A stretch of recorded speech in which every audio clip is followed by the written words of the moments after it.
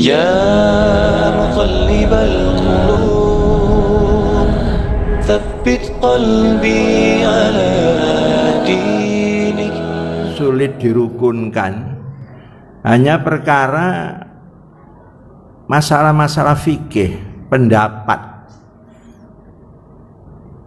Katakan hadisnya dhaif, ya, lemah, tidak sahih. Sebagian ulama mengatakan walaupun dhaif, kalau isinya itu baik, tidak bertentangan dengan hadis-hadis sahih yang lain, bisa diamalkan. Statusnya fadhailul a'mal, keutamaan perbuatan. Sudah diakui dhaif pun tuh masih ada yang boleh dipakai. Ya tentunya yang ulama hadis yang tidak mau dhaif, ya dhaif, itu berbeda itu. Jadi dalam hal ini silahkan mana yang diyakini lah gitu. Kalau hadisnya itu walaupun dhaif diyakini isinya baik sebagai fadhail amal, monggo aja. Poso sunnah rajabiyah itu. Tapi yang berkeyakinan itu dhaif, yang tidak bisa dipakai, meninggalkan juga benar. Masalah kedua yang selalu dipertikaikan, sebagian ulama mengatakan peringatan atau memperingati Isra dan Mi'raj itu tidak benar. Alasannya Nabi, para sahabat tidak ada yang memperingati. Jangankan kok Isra Mi'raj, yang lebih tinggi lagi peringatan Maulid Nabi. Maulid Nabi kan tertinggi itu. Kalau tidak ada Maulid Nabi kan tidak ada Isra Mi'raj, tidak ada nuzul Quran segala itu. Sampai pemerintah pun selama ini membedakan kalau peringatan Maulid Nabi itu kan di istana negara itu. Kalau yang lain-lain itu kan cukup di masjid. Memang secara agama masjid lebih mulia, tapi secara ketatanegaraan istana itu lebih tinggi itu. Nah, sebagian yang lain mengatakan nggak apa-apa ngadakan, dibenarkan agama, tergantung niat dan cara memperingatinya gitu. Bahkan ayat yang biasa dipakai untuk standar memperingati itu, Al-Quran itu menyuruh kita memperhatikan sejarah. Judul-judul surat di Quran itu kan melambangkan kisah itu. Mulai Al-Baqarah yang paling depan itu, Ali Imran itu juga sejarah keluarga Imran itu. Ada Al-Anbiya, para nabi, lalu dirinci surat Nuh, surat Ibrahim, surat Yusuf, surat Yunus dan seterusnya. Ada Al-Kahfi, gua. Masih banyak lagi. Bahkan yang menarik ada surat diberi nama Al-Qasas. Qasas itu kan jamak dari kisah, kisatun, kisotani, qasasun, kisah-kisah itu. Separuh lebih isi Quran ini sejarah, meskipun Quran itu bukan buku sejarah. Lalu muncul ayat yang menyuruh kita memperhatikan sejarah. Fasiru fil ardi fanduru kaifa kana akibatul mukadzibin. Kata Allah, kalian tuh banyak berkelana di bumi. Study tour itu loh. Perhatikan bagaimana dampak akibat orang-orang yang mendustakan Allah itu. Ya, minggu-minggu terakhir ini kita dapat pelajaran dari Wuhan, dari India itu. Apa yang diperbuat Allah kepada mereka yang membantai umat Islam itu. Syari'ul hisab, Allah itu cepat dalam perhitungan itu. Bahkan ada hadis yang mengatakan gini, la yuldagul mu'minu fi jukhrin wahid marratain. Jangan ada orang beriman itu terperosok dalam satu lubang itu sampai 2 kali. Kalau perlu 1 kali pun jangan, kalau sudah lihat orang lain itu terperosok. Kita kan sering terperosok itu padahal sudah lihat orang yang terperosok. Kekalahan kita pemilu mulai awal sampai akhir itu ya, sudah berapa puluh tahun itu tetap kalah itu ya. Itu sebabnya sebenarnya sama. Kita itu dipecah-pecah. Loh kok gak kapok-kapok itu loh. Diulangi aja gitu. Ada lagi hadis yang diriwayatkan Imam Muslim terkenal. Man sanna sunnatan hasanatan falau ajruha wa ajru man amila biha ila yaumil qiyamah. Wa man sanna sunnatan sayyi'atan fa alaihi wizruha wa wizru man amila biha ila yaumil qiyamah. Siapa membuat cara-cara model-model baru ya yang baik, sejak membuat cara metode itu dia mendapatkan pahala, ditambah pahala orang-orang yang mempergunakannya itu. Sebaliknya siapa membuat cara-cara yang buruk menurut agama, sejak membuat dia itu dosa, ditambah dosa orang-orang yang memakai caranya itu. Pamannya, contoh yang gampang, membuat model-model baju yang ghairu islami ya, yang dilarang menurut Islam, membuka aurat gitu.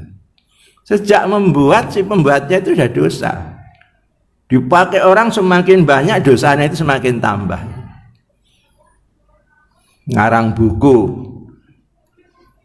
metode menghafal Al-Quran yang apa? Yang baik, yang cepat. Sejak ngarang itu sudah dapat pahala. Dibaca orang, diamalkan dapat pahala. Sebaiknya kalau bukunya itu judulnya metode korupsi yang paling canggih.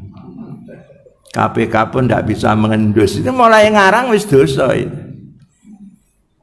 Lah apakah semua yang tidak dilakukan Nabi itu tidak boleh kita pakai? Bahkan Nabi dengan rendah hati berkata, antum a'lamu bi umuri dunyakum. Kalian tuh kalau perkara duniawi itu lebih tahu dari saya. Tapi kalau perkara agama, a'lamu minkum, saya lebih tahu dari kalian. Saya pikir peringatan Maulid apakah dalam bentuk diskusi, seminar, ceramah, itu metode pendidikan itu. Metode penyiaran itu. Nggak salah kalau dimasukkan masalah duniawi, walaupun kontennya yang disampaikan itu agama itu. Jadi monggo yang berpendapat nggak boleh diadakan, dan monggo yang berpendapat boleh diadakan itu. Paling-paling jamaah tanya saya, Pak Manan sendiri kan gitu toh? Enggak saya jawab. Dan saya jawab.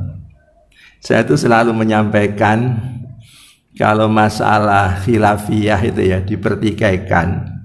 Itu yang penting ketahuilah dasar-dasar pendapat yang dipakai yang pro dan kontra itu. Kedua, setelah tahu, pilihlah salah satu yang cocok untuk Anda. Asal milihnya jangan talfik. Talfik itu sing enak sing ndi, nggak boleh itu. Yang kira-kira benar yang mana. Syarat ketiga, setelah dipilih jangan sekali-kali menyalahkan yang tidak dipilih. Belum tentu yang kita pilih itu menurut Allah itu yang benar itu. Imam Syafi'i aja, imam yang begitu hebat, berubah-ubah juga pendapatnya. Ada qaulul qadim, ada qaulul jadid itu. Enggak apa-apa. Dulu dianggap benar, setelah pemikiran berkembang, kok enggak benar, diganti lagi, enggak apa-apa. Bahkan kita boleh tampil begini, saya enggak setuju semua dengan pendapat ini. Maliki, Syafi'i, Hanafi, Hambali. Menurut saya pribadi begini, boleh mentambah rame, enggak apa-apa. Asal kita hebat. Kita ini kan bukan mujtahid, kita kan mutabi. Baik, kenapa saya bicara dengan pengantar ini tadi? Yang ingin saya sampaikan, konten Isra Mi'rajnya mengambil pelajaran dari perjalanan malam Nabi menghadap Tuhan. Isra Mi'raj. Tidak mungkin peristiwa yang demikian hebat, saking hebatnya akal tidak mampu menggapainya, tidak syarat dengan ilmu itu. Ini yang kita cari dalam peringatan itu. Yang membicarakan Isra itu perjalanan malam. Ya surat Al-Isra ayat 1. Yang menerangkan Mi'raj itu naik. Surat An-Najm ayat 13 sampai 18. Walaqad ra'ahu nazlatan ukhra inda sidratil muntaha itu loh. Sesungguhnya Muhammad telah melihat Jibril dalam kesempatan yang lain. Kesempatan pertama waktu turunnya wahyu di Gua Hira itu. Nah, sekarang ini di mana? Inda sidratil muntaha. Di tempat namanya Sidroh Al-Muntaha. Saya baca syarah hadis, syarah itu penjelasan. Sidroh itu diartikan syajaratun ghaziratul awraq haulal jannah. Sebuah pohon yang rindang di kawasan surgawi. Nanti kalau kita masuk surga kita cari sama-sama. Masuk toh ya? Masuk. Sudah berkali-kali saya katakan masuk jamaah Cut Nyakdin ini. Cuma masalahnya ya semua tahu langsung apa transit ngono tok ae. Lah, muntaha itu penghabisan. Indaha di dekat Sidroh Al-Muntaha itu Jannatul Ma'wa, surga sebagai tempat tinggal. Makanya Nabi itu kan masuk surga, kawasan yang kemudian mendengar langkahnya Bilal itu loh. Yang akhirnya subuhnya besok setelah pulang, bab ayatnya itu lailan itu juz'un minal lail, a part of night, not the whole night. Habis isya menjelang subuh itu sudah balik Dhahaban wa Yaban, Mekah, Yerusalem, Mustawa, kembali lagi ke Mekah. Kan ditanya, Bilal, hebat kamu ya. Apa Nabi? Kamu mendahului saya masuk surga gitu. Yang dulu saya terangkan penyebabnya apa itu? Sudah diamalkan toh? Yang berat itu apa? Setiap batal wudhu, beliau itu berwudhu walaupun tidak untuk sholat. Itu harus ngwangel itu. Nggak usah bicara sunat wudhu nih, baleni wudhu nek batal itu angel. Kita itu kan terkenal suka ngempet wudhu, ngempet batal. Padahal air melimpah. Masya Allah, umpama bisa itu sehari cukup sekali aja wudhu gitu untuk sholat ping 5 itu. Masa, apalagi sholat 4 rakaat sudah sampai rakaat ketiga mau batal diwempet-empet nganti gak karuan itu. Padahal itu menurut hadis sudah dinyatakan batal Pak, karena sudah kacau kita pikiran itu. Imam itu rasanya suwine sih. Oke. Sekarang kita kembali kepada Isra-nya ya. Saya akan memakai pola pemikiran pendapat Imam Ibnu Katsir yang terkenal dengan tafsirnya itu. Subhanalladzi asra bi abdihi laila. Maha suci Allah yang telah memperjalankan hambanya di waktu malam. Minal Masjidil Haram ila Masjidil Aqsa, dari Masjidil Haram ke Masjidil Aqsa. Statnya itu dari Hatim. Hatim itu yang kita kenal sekarang Hijr Ismail itu. Ke Masjidil Aqsa Yerusalem yang sekarang dikuasai Israel. Alladzi barakna haulahu, yang ku berkahi sekelilingnya itu. Berkah ini boleh dicari apa berkahnya itu. Untuk apa? Linuriyahu min ayatina, li itu untuk nu kami Allah ria tunjukkan hu kepada Muhammad. Min aslinya min ba'di ya, dari sebagian ayat-ayat kebesaranku. Kenapa tidak semuanya? Tidak mampu menerima Muhammad. Kenapa kok diadakan Isra Mi'raj, ditunjukkan kebesaran Allah ini? Innahu was-sami'ul basir, itu jawabannya. Karena Allah mendengar doanya Muhammad. Dan Allah menyaksikan apa yang dihadapi Nabi Muhammad itu. Kita mulai dari kata tasbih subhana ya. Ibnu Katsir mengatakan kalau kalimat ayat didahului dengan tasbih, ini memang menunjukkan sesuatu yang besar, yang luar biasa. Kita kalau tahu sesuatu yang menakjubkan kan subhanallah gitu. Masya Allah kan gitu. Nah, Isra Mi'raj itu katanya Imam Ibnu Katsir min jumlatil mukjizat. Salah satu dari bentuk mukjizat. Makanya didahului tasbih. Begitu sudah disebut mukjizat, akal ini tidak akan mampu menjangkaunya. Silahkan baca kitab-kitab tauhid. Mahyal mu'jizah. Al-mu'jizatu amrun khariqul adati yu'jizul basyaru an ayatu bimislih. Yang namanya mukjizat, miracle, itu sesuatu yang khariqul adat, itu keluar dari kebiasaan. Jadi tidak bisa kita pakai ukuran kebiasaan itu. Yang orang lain tidak bisa membuatnya. Alladzi yu'jizul basyar an ayatu bimithli. Kecuali hanya orang yang diberi oleh Allah, Nabi itu. Bagaimana bisa ngakalkan? Nggak usah mi'rajnya keduren, Isra'nya aja nggak bisa itu. Dari Mekah kemudian ke Palestina cuma beberapa jam saja. Zihaban wa iyaban, pergi balik beberapa jam, nggak bisa. Waktu itu nggak ada kendaraan yang bisa dipakai seperti itu.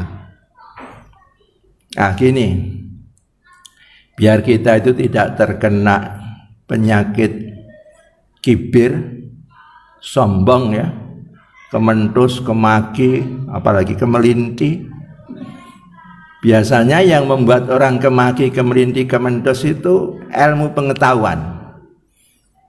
Begitu sudah punya ilmu tinggi, gelar akademisi panjang berderet, mulai sombong itu.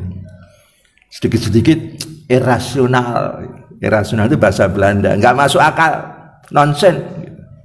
Kalau orang Arab ghairu ma'qul, nggak masuk akal. Sombong dia itu.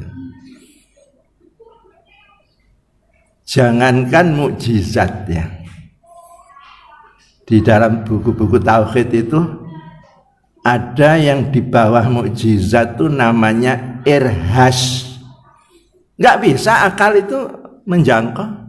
Irhas itu tanda-tanda kenabian itu. Nabi ikut sang paman berdagang ke Syam, ke Syria. Sepanjang perjalanan dinaungi awan. Ini biasanya disebut irhas. Wong awan kok bisa mayungi itu. Dan biasanya dikomentari oleh para ahli sejarah, al-mu'arrikhun, ini loh hebatnya Nabi kita itu. Masih kecil disayang oleh Allah dinaungi awan. Kalau saya lebih dari itu pemahamannya. Bukan itu salah. Nggak usah calon Nabi, kita pun ya. Kalau mampu berbuat sesuatu di luar kebiasaan orang yang setara dengan kita, Allah akan memberikan anugerah. Entah namanya apa. Sekarang anak muda ya. Anak muda yang berat itu biasanya apa? Sholat malam. Kok muda sing tua-tua ya abot toh ya. Ya bisa tapi tidak istiqomah. Apalagi hujan-hujan gini. Loh kok bisa anak muda itu istiqomah sholat malam? Pasti Allah akan memberikan sesuatu yang hebat. Wa minal laili fatahajjat bihi nafilatan lak asa ayyaba'atsaka rabbuka maqaman mahmuda. Kaitkan dengan hadis, di antara orang yang akan mendapatkan naungan Allah di hari yang tidak ada naungan, pemuda yang hatinya tertambat ke masjid. Syabun qalbuhu mu'allaqun bil masajid. Anak muda itu ke masjid kan berat. Apalagi sampai tingkat hatinya tertaut itu. Adzan ditunggu-tunggu, belum adzan sudah berangkat, kan abad itu. Sing tua ya abad toh. Padahal sama-sama ke masjid, anak muda dengan orang tua itu tinggi mana? Tinggi yang muda dong. Kalau tua-tua itu nyuwun sewu, malaikat lihat tua-tua ke masjid, swayahe. Swayahe. Jangan bermimpi, berkhayal akan bisa dekat dengan Allah dengan mudah kalau kita itu tidak tertambat hati kita dengan masjid. Justru yang akan kita kaji dalam Isra Mi'raj, Nabi ya menghadap Allah dah, di atasnya Sidratul Muntaha itu mustawa, tempat yang lempang. Didalui dengan apa? Tadhirun nufus, tazkiyatun nafsi. Beliau kan dibedah dadanya itu oleh malaikat Jibril dibantu Mikail, disucikan hatinya. Padahal beliau manusia suci. Itu satu isyarat kalau ingin mendekat kepada Allah sedekat-dekatnya, sucikan jiwa kita itu. Salat itu kan ya kalau menurut Nabi, as-salatu mi'raju umati. Salat itu memang mi'rajnya umatku menghadap Allah. Disuruh apa kita? Wudu, mandi, niat harus suci, pakaiannya harus suci, tempat sujud harus suci. Ini sering kita tidak pahami. Enggak bisa dekat dengan Allah tanpa kondisi suci itu. Yang membuat kita mudah dekat Allah itu faktor hidayah yang diberikan Allah kepada kita. Ada yang namanya hidayah khusus. Ini pendapatnya Syekh Muhammad Abduh. Hidayatul khususiyah yang disebut hidayah itu taufik. Wafaqa yuwafiqu taufiqan, kecocokan yang kita maui dengan yang dimaui Allah, itu hidayah taufik. Wabillahi taufik wal hidayah itu. Sekarang lihat ayat Quran. Innallaha la yahdil qaumadz zalimin, innallaha la yahdil qaumal fasiqin, innallaha yahdil qaumal kafirin. Yahdi itu kan fi'il mudhari', present form. Sesungguhnya Allah tidak akan memberikan hidayah orang yang fasik, maksiat, orang yang zalim, aniaya, apalagi orang kafir itu. Saya kagum dengan ayat di surat Toha. Wa ma kana Allah mu'adzibahum wa hum yastaghfirun. Dan Allah itu tidak akan menyiksa hambanya selama hamba itu mau istighfar, minta ampun. Allah itu Rahman Rahim. Kita aja disuruh kalau sudah orang lain minta maaf, kita disuruh memberikan maaf. Wal afina anin nas, pemaaf. Apalagi Allah. Maka kalau akan berdoa minta sama Allah, sucikan dulu diri ini dengan istighfar. Baru kita tahmid, hamdalah, baru kita sholawat, baru minta. Allah senang dengan orang yang membaca istighfar itu. Nah, kalau sudah kondisi suci bersih, apa pelajaran kedua dari Isra Mi'raj? Manfaatkan malam hari. Itu waktu yang sangat utama untuk mendekat Allah. Lailan itu loh. Salat wajib yang 5 itu ya. Mana yang paling unggulan? Subuh. Subuh itu di akhir malam. Salat sunat mana yang unggulan? Tahajud, sepertiga malam. Kenapa kita itu niatnya mendekat kepada Allah tapi malam tidak kita manfaatkan dengan sebaik-baiknya? Kalau Nabi tahu itu, habis Isya tidak ada kegiatan, tidur. Ancang-ancangnya nanti jam 12 ke atas bangun, notok sampai menjelang subuh, waktu sahur itu. Nah, di sepertiga malam ini Nabi berkata, Allah turun ke langit dunia ingin mendengar apa yang diminta oleh hambanya gitu. Ini yang kita lupakan. Dan ketiga, sarana untuk mendekat kepada Allah itu masjid. Dari Masjidil Haram ke Masjidil Aqsa baru take off. Mi'rajnya itu kan take off itu. Lah kok kita itu ingin dekat sama Allah, nggak suka memakmurkan masjid, itu kan lucu itu. Lucu banget itu. Tapi di sini alhamdulillah ya, yang sepuh-sepuh sudah sadar lah, sudah sadar. Alhamdulillah. Ya sudah berapa lah wis piro-piro wis gitu. Masjid gitu. Kembali kepada tasbih subhana. Kita ditundukkan oleh Allah ini. Jangankan mukjizat, irhas nggak bisa diakalkan. Siapa bisa mengakalkan mukjizat? Nabi Musa dikejar Fir'aun, tersudut di Laut Merah. Langsung tidak mungkin, ditelan gelombang. Balik apalagi dicegat Fir'aun dengan bala tentaranya. Mengadu kepada Allah. Minta petunjuk apa yang harus dilakukan itu. Turun wahyu. Summa auhayna ilaika anidriba asbi asokal bahra fanfalakal bahra. Aku perintahkan kepada kamu Muhammad Musa, cepat pukulkan kamu punya tongkat stik itu, aso itu, ke laut, akan terpecah di jalan yang lempang itu. Silahkan diilmiahkan. Mau tiru-tiru seperti Fir'aun, loh, ono dalan itu, langsung masuk itu. Tenggelam, gelombang kembali itu. Begitu sudah kompal kampul mau mati baru sadar, aman tuh bi Rabbi Musa wa Harun, dari malaikat. Kasep bro, kasep. Mesar mati lagi, aman tuh bi Rabbi Musa wa Harun, kasep. Gak bisa. Istilah Nabi arrufit taraki, sudah di tenggorokan tuh baru sadar, baru minta ampun, gak bisa, terlambat. Ya waktu hidup seperti inilah. Dosa apapun selama kita masih seperti sekarang ini, kalau bertobat nasuha sungguh-sungguh diterima. Saya selalu menekankan, Islam tidak pernah mengajarkan adanya dosa yang tidak bisa diampuni oleh Allah, karena Allah zat pengasih penyayang.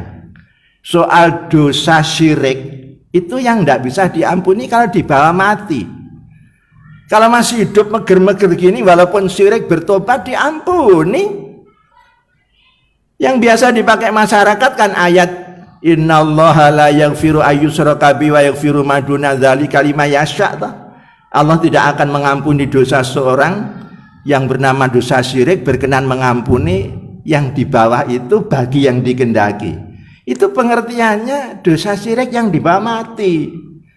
Kalau masih hidup gini jangan pakai ayat itu, Az-Zumar 53. Qul ya ibadiyalladzina asrafu ala anfusihim la taqnatu min rahmatillah. Innallaha yaghfiru dzunuba jami'a. Katakan Muhammad kepada hamba-hambaku yang melampaui batas, israf, semua orang diterjang sudah itu. Jangan sekali-kali putus asa untuk mendapatkan rahmat ampunan Allah, karena Allah berkenan mengampuni seluruh dosa. Ada inna, kemudian dosa itu dijamakkan dzunub, dzambun dzambani dzunub, disambung kata jami'an total, itu enggak main-main, itu amikun fil makna. Dalam artinya. Jadi kita sekarang masih diberi hidup, dipercaya ini, padahal kan sebenarnya sudah pantas toh kita ini. Pantas apa? Loh, gak wani nerusno aja ini. Mati. Ini peluang emas bagi kita.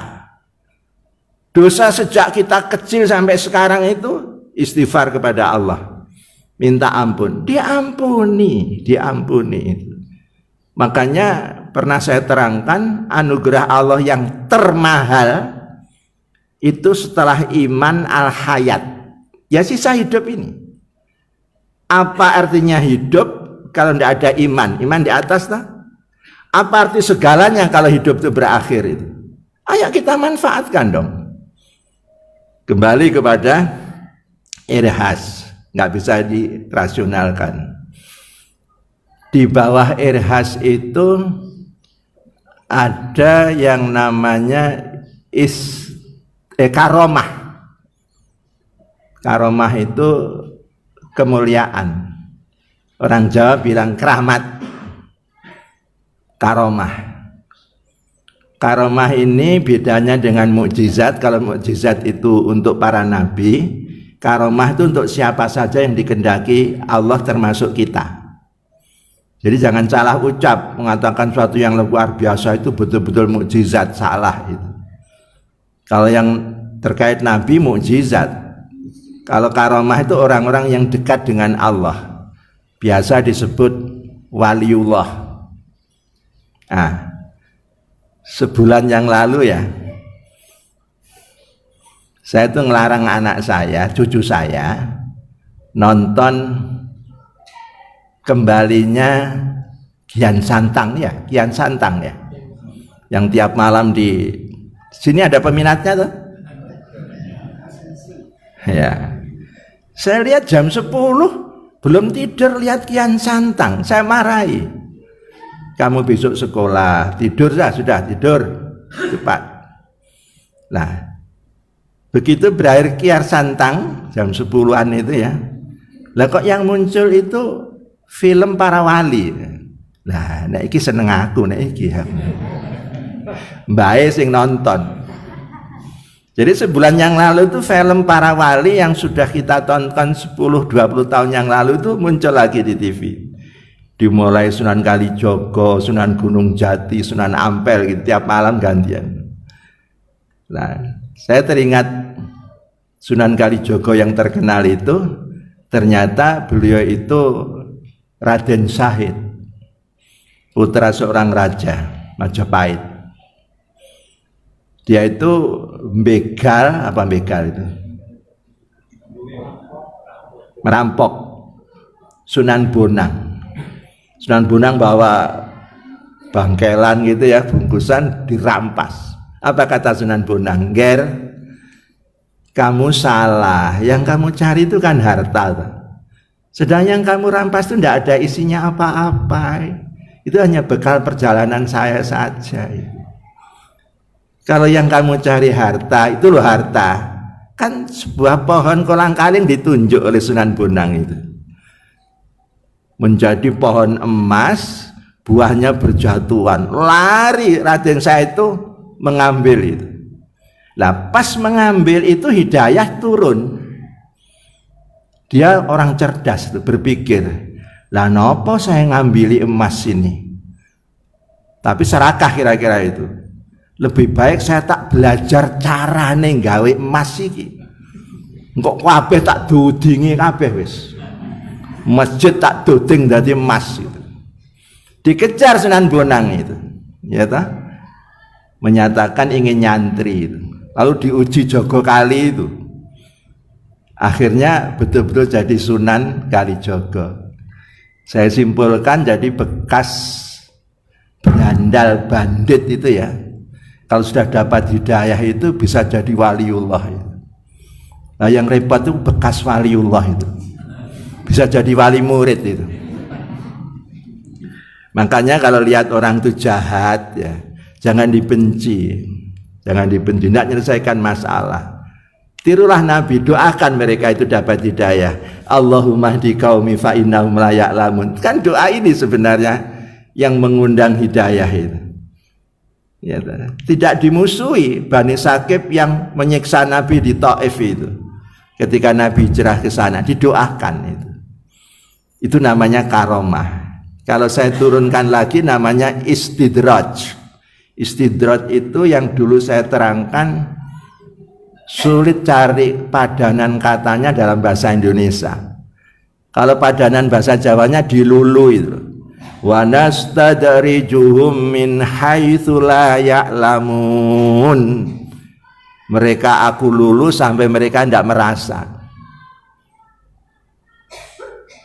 Ada orang ya, ketika rajin ke masjid, rajin ibadah, rajin mempelajari Quran, hidupnya itu sengsara, miskin itu.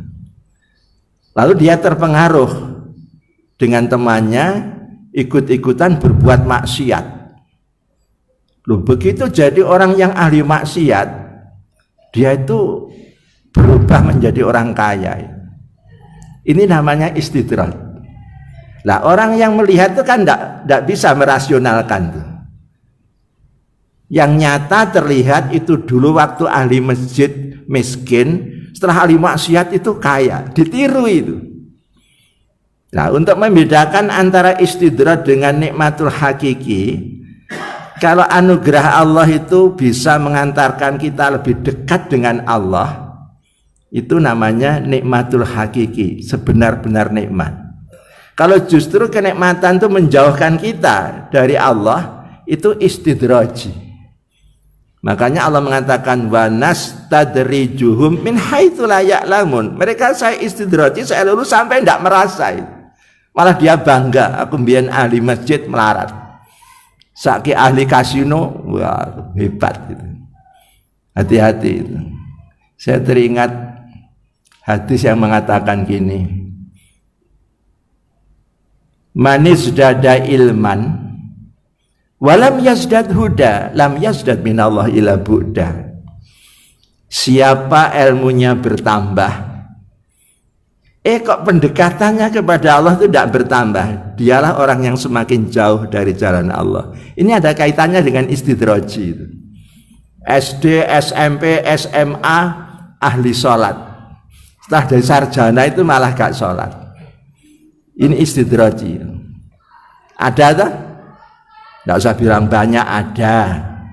Itu hati-hati, gak bisa dirasionalkan. Ada lagi yang terkait makhluk halus, namanya sihir. Di bahasa daerah kan santet, tenung, teluh, itu gak bisa dirasionalkan.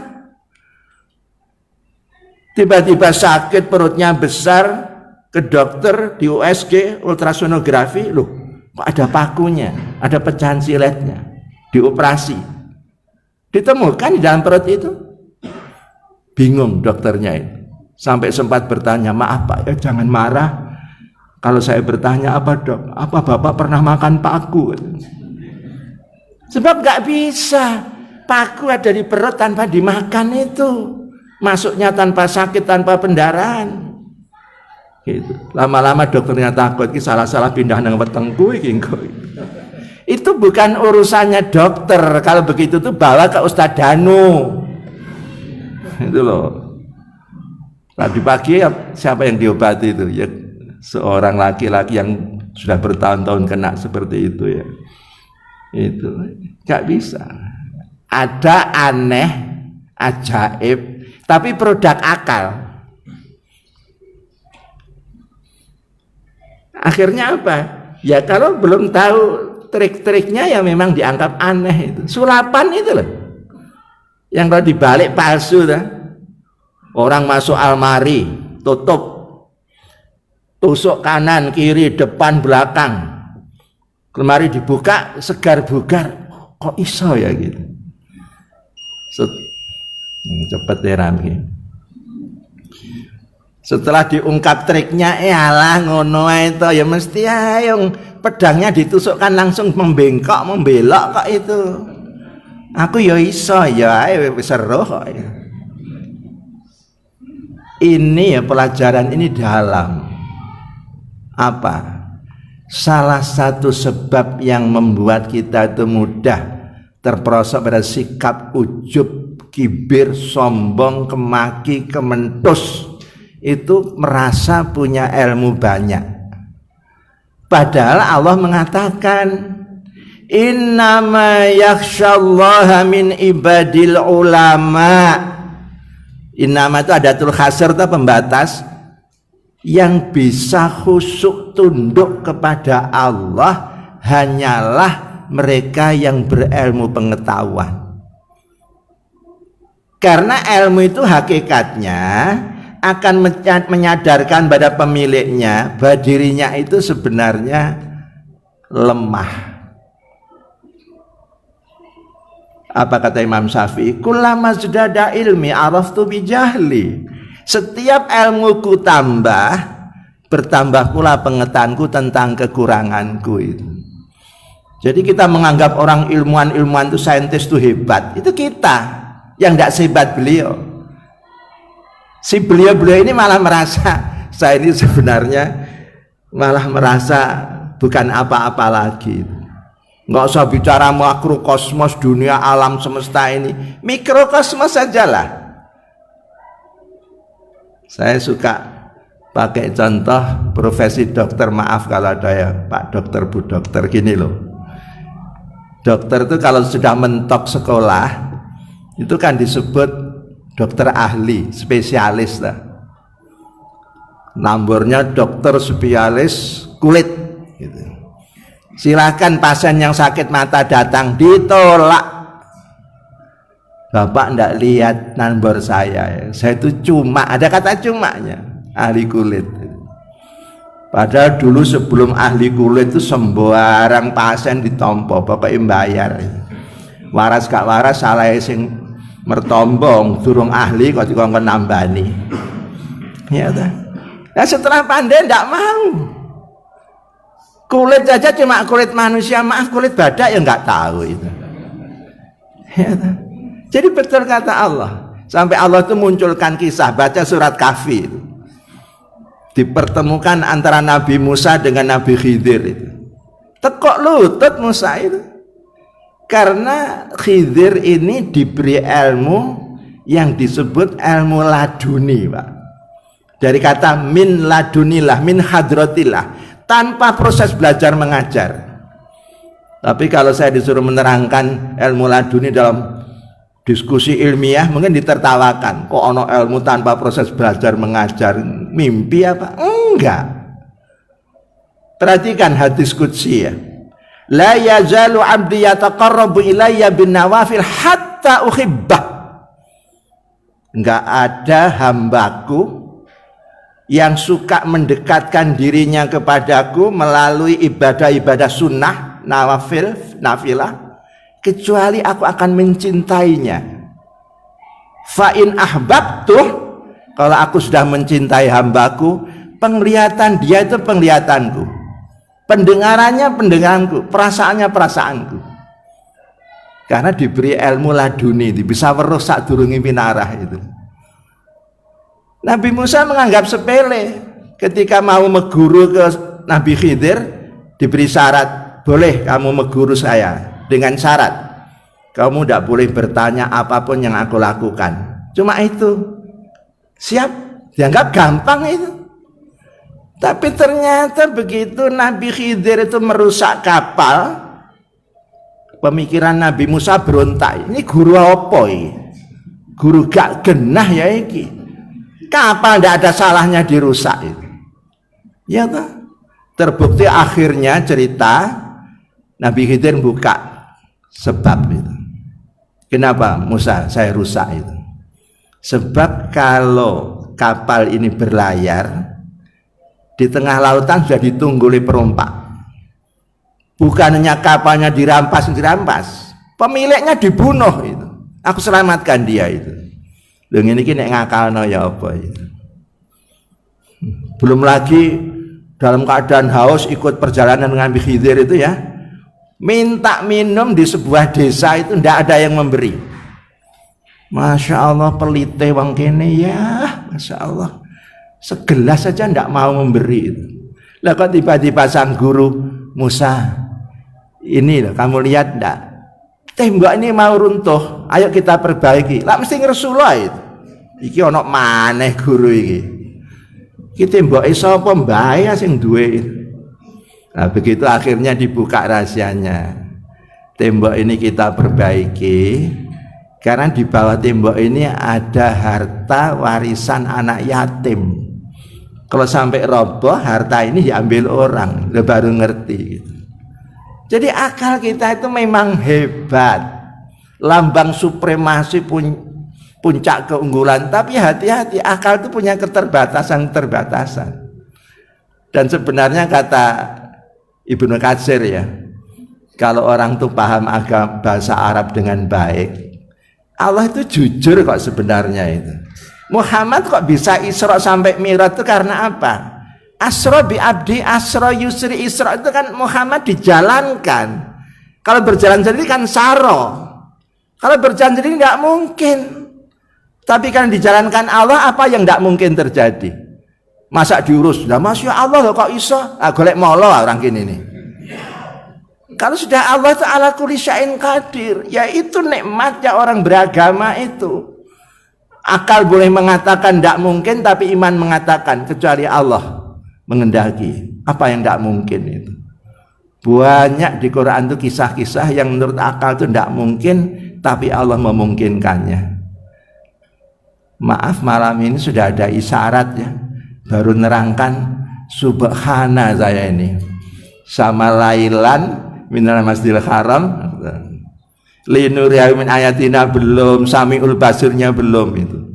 Pokoknya mulai hari ini ayo kita lebih mendekatkan diri kepada Allah, menyadari tanpa Allah kita itu bukan apa-apa, tapi dengan Allah segalanya bisa apa-apa. Tidak ada yang tidak mungkin.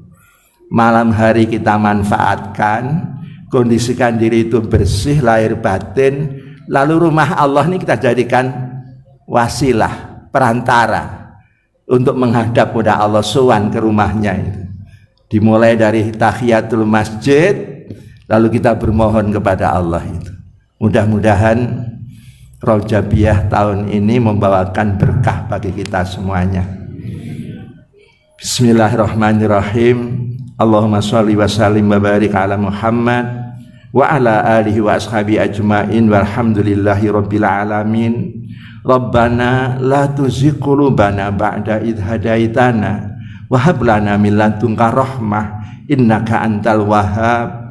Allahumma a'inna ala dzikrika wa syukrika wa husni ibadatik waftah lana min khazaini rahmatika fansurna al-qawmil kafirin. Allahumma hdina fi man hadait wa afina fi man afait wa tawallana fi man tawallait wa barik lana fi ma a'tait wa qina bi rahmatika syarra ma qadait. Allahumma taqabbal minna innaka antas samiul alim wa tub alaina ya Allah innaka antat tawwabur rahim.